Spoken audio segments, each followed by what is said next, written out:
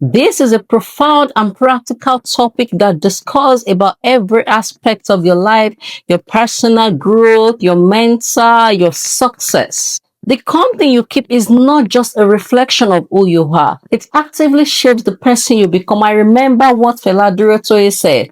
He said, show me your friend and I will tell you where you are going. I know I will tell you who you are is common, but I will tell you where you are going. So your company you keep matters a lot. And if you remember also, 1 Corinthians 15:33 says, don't be deceived. Evil communication corrupts good manners. And sometimes ago, someone said, if evil communication corrupts good manners, that means good communication corrects bad manners. To build a life of purpose, integrity, and joy, you need to recognize the archetypes of people who, intentionally or not, act as anchors. In this video, I'm going to explain to you the types of people you need to keep at a distance for your own good. My name is Edith Olaide Olale, and I welcome you to Staying Dignified with Edith.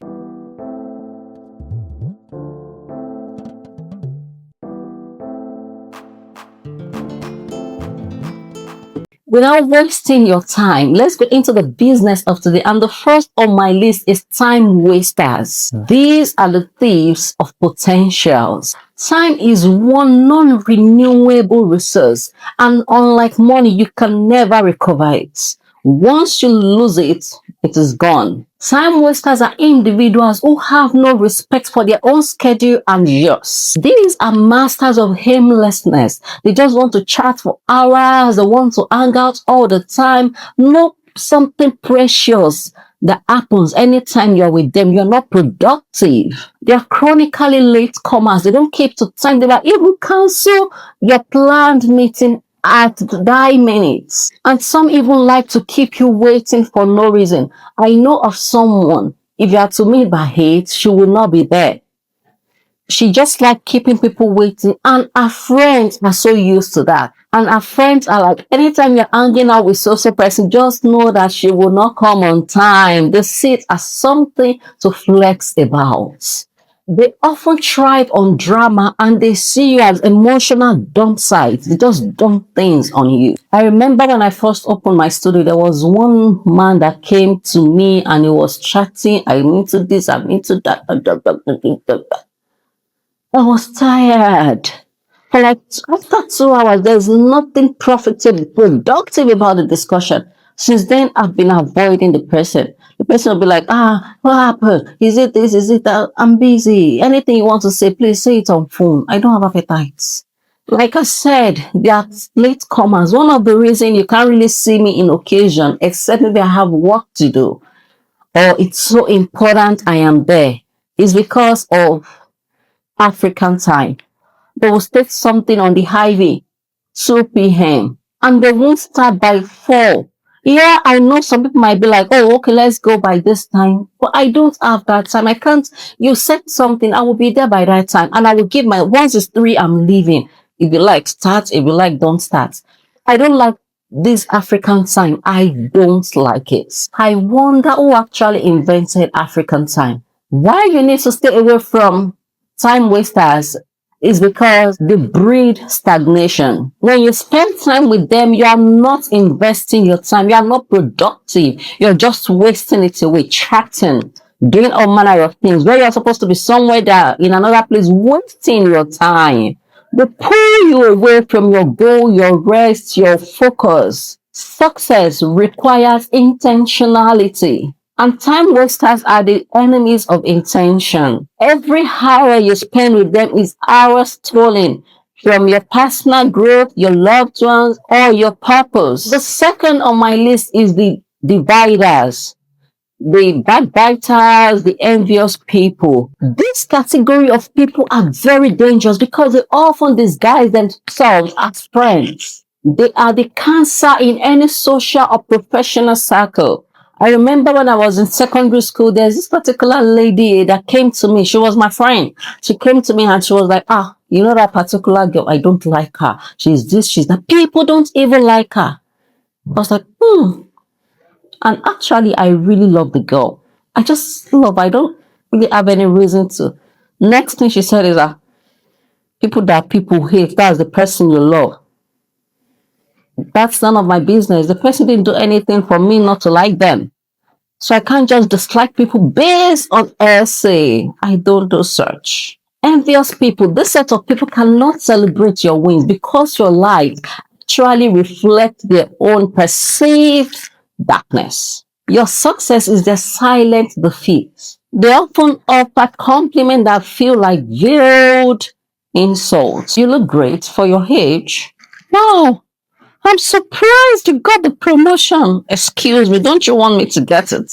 They secretly hope for your failure so they will not feel bad about their stagnation. Envy is a form of spiritual and emotional poison. And being near it means you're constantly managing their fragile ego instead of soaring. And for the backbackers, these are people that smile on your face and they sharpen their knives behind you. They gossip about you under the guise of concern. I'm only telling you this for her own good. They'll come and tell you about someone. No, don't tell her. It's just for her own good though. Did you know she did her? And when she was saying it, I was surprised. And by the time they see the person, oh, you look beautiful. And I remember someone told me that before I got to a particular place, some people have already said, oh, that girl is not fine. She'll be doing as if she's fine. Look at her. She's the way she walks. By the time I approached their table, they're like, oh, you look beautiful. Oh, I like what you're wearing. Those are bad sides and they will always stay at the back. I remember when I was also in school, some people tagged me as proud. You don't have any group of friends that you move with. I told her that look at the person you're actually referring to are groups of friends. Just one person stepped out. The rest gossip about her. And by the time she returned, they continued their general gossip about other people. I'm sure if another person leaves, they'll get to gossip about that person. So is it that kind of friendship you want me to keep? They are dividers because they sow discord among families, friends, association, teams. They thrive on triangulation, creating conflict among two people so they can play the victim or the hero. Trust is the foundation of a meaningful relationship, and backbiters make trust impossible. The third people are people that lack integrity, the morally fluid. Integrity is doing the right thing even when people are not watching. People without it are a liability because their word is not their bound. They make promises they don't keep. They cut corners and justify dishonesty.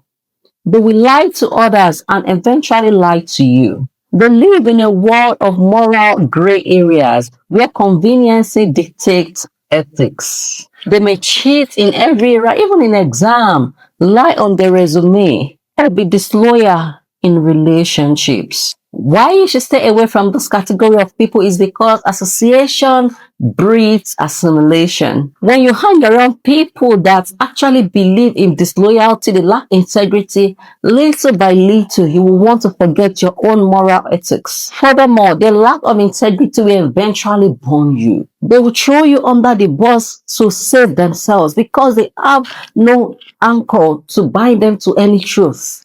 You cannot build anything with someone that has a shaky moral foundation. The fourth category of people you need to stay away from are people that does not regard God or their parents, the ungrateful and the rebellious. This points to fundamental character flaw, a lack of reference and gratitude to the source of life and guidance. These are people that speak dismissively or mockingly to faith, to spiritual things, to God.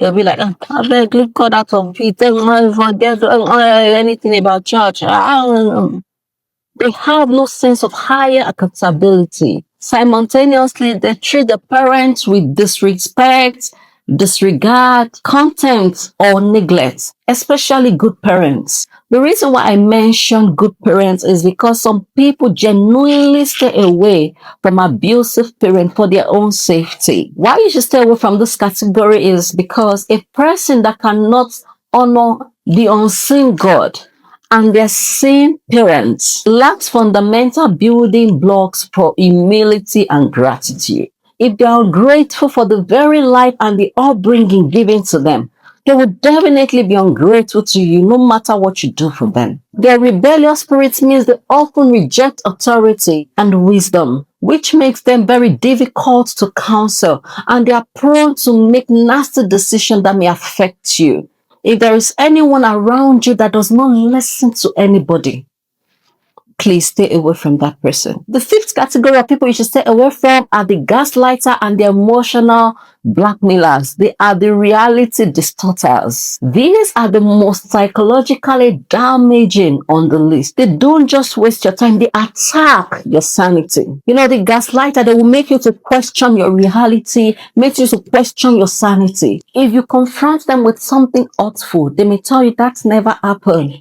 Are you sure? You're just being sensitive. Are you crazy? You will start to think as if you're overthinking things. They will write history, making you to feel as if you are the one that was not sure of what happened or you're at fault. Over time, this erodes your self-trust and confidence. And for the emotional blackmailers, they use your emotion as weapon. They manipulate you with fear, obligation, and guilt. Their playbook includes the phrase like, if you love me, you will do this. Or after all I've done for you.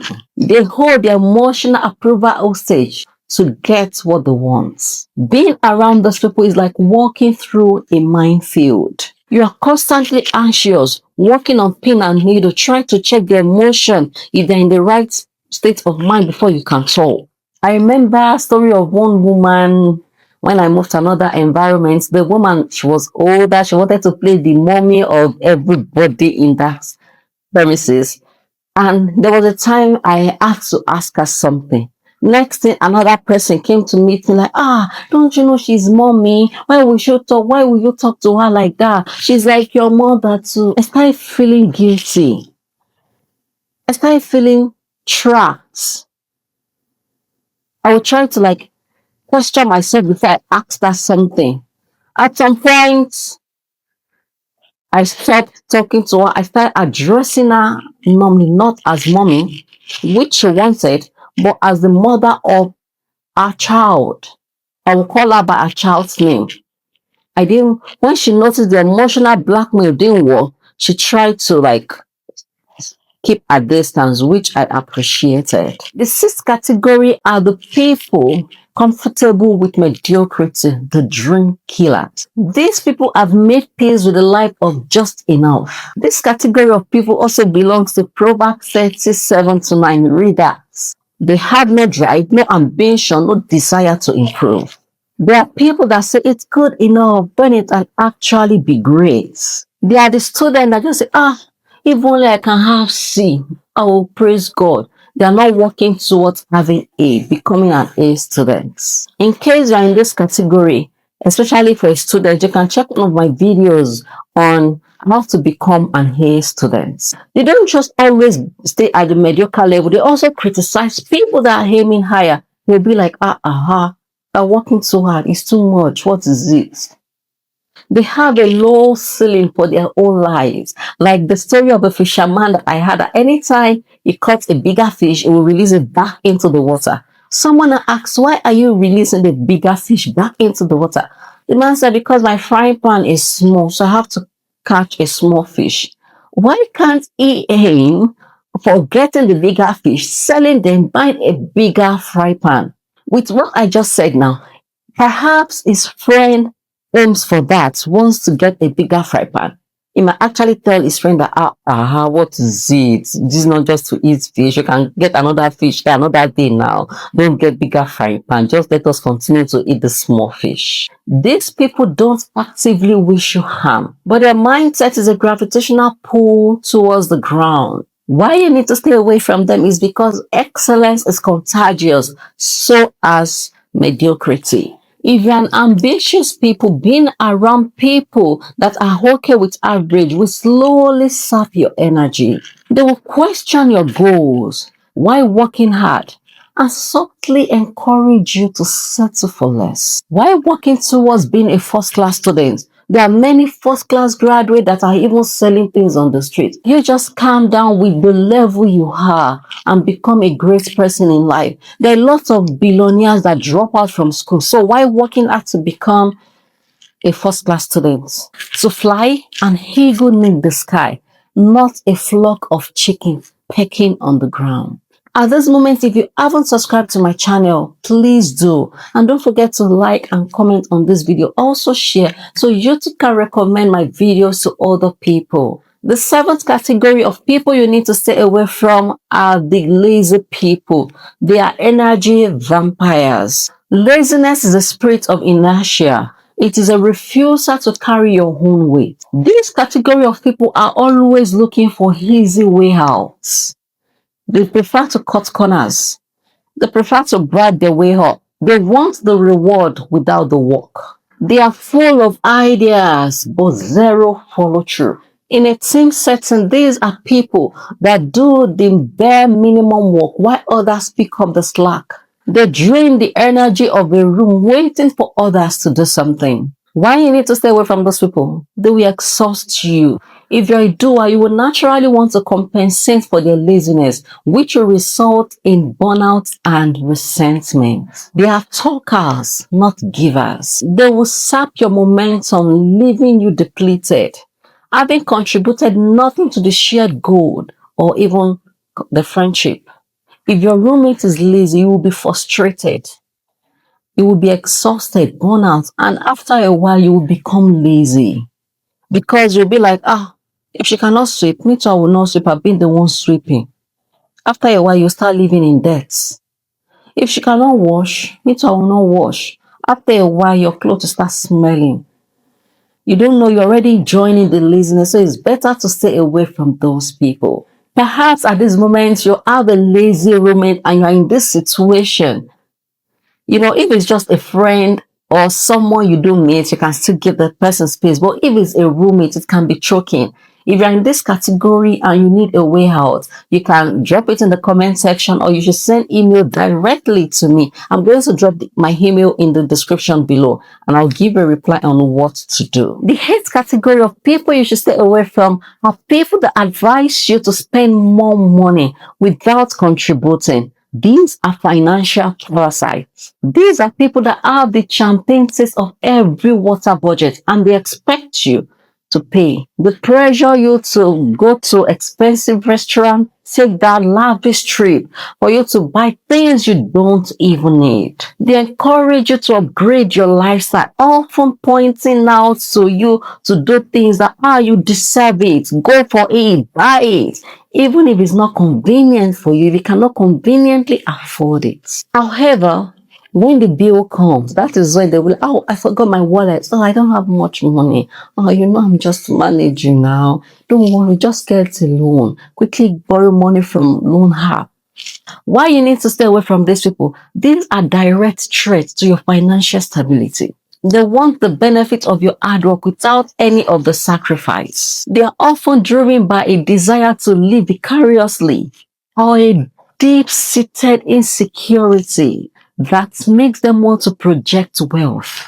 True friends want to see you financially stable and secure without any debts, not encouraging you to dig a financial hole for their own momentary pleasure. The ninth category are people that love to compete with you, the frenemies. The little friendly competition can actually be healthy, but this particular one is different. This is a person that has turned your life into a race they must win. These people, they turn every conversation into a competition. Oh, you just bought a car. I have a better one. Wow, you just got a raise? I got a bigger one also. If you buy something, they will want to get it. If you gain admission into school, they must also gain admission into school. They cannot simply be happy for you because your joy actually highlights the perceived deficiency. They are in a constant state of one-man upmanship. I remember when I was in school, there's this particular lady that love to get to what I have. My financial status couldn't be compared to mine, but she still struggled. The little she was given, she saw me that I brought Shurak. She went to get Shurak. My own Shurak was even full, as was her shoes occupied just one row. I brought a toaster. She went to buy a toaster. And the funny thing here is, everything she was using her money to buy was gifted to me. I didn't spend a dime. But she was still spending out of the little she had just to compete with me. I got some things, she got it too. Well, it's none of my business because I was not spending my money, but she was spending her money. Why you should stay away from those people is because a relationship based on competition is not friendship, it's a cold war. You can never relax and be yourself around them. You cannot openly share your dreams with them without them diminishing it or using them as fuel for their own ego. Life is not a sprint against others.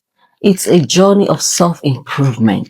Competitors turn your journey into a stressful battleground. The last categories of people on my list are people that talk down on your ideas of success, the critics of your soul. These are people that cannot see you aim higher. They are forced to tell you why it will not work. These are professional cynics. When you share your dreams with them, they immediately point out the potential pitfalls. You want to start that? Do you know I know someone very close to me that started it and it failed? Aside that person, I've known 5 other people that started that same thing you plan to start and they all failed. Don't do it. It's for your own good. Don't do it. When you achieve a success, they will minimize it. Oh, it's just luck. Anybody can do that. Why didn't they do it? They see the world through a lens of limitation. Their criticism isn't constructive, it is destructive, and it is meant to shrink you down to their size. Why you should stay away from them? Your dreams are fragile in early stages. Surrounding them with cynics is like exposing a sapling to a killing frost. You know, these people, you don't know how bad they are. They plant the seed of doubt to choke your initiatives. There are many ideas that has been buried, that has been killed at early stage. You need cheerleaders and not critics. I won't lie to you, if I want to do something and I really need people to talk to, I have people to talk to. I really thank God because I'm blessed. I'm surrounded with great people. I may not talk to them every day, but they are always there. And God will continue to bless them. You know what? You need people that will hand you a shovel when you need to dig for treasure, and not people that will just stand there and tell you that the ground is too hard. Let me conclude it by telling you the garden of your life. Ultimately, curating your circle is an act of self-preservation and self-respect. You are average of the 5 people you spend most time with. The attitude, the habits, their values. By consciously choosing to distance yourself from the archetypes I've mentioned, you are not an elitist. You are being a wise gardener, pulling out the weed so that your flowers and your own soul can have space, light, and nutrients to flourish. And until next video, remember to stay dignified. Make sure you've already stayed away from people that can choke you.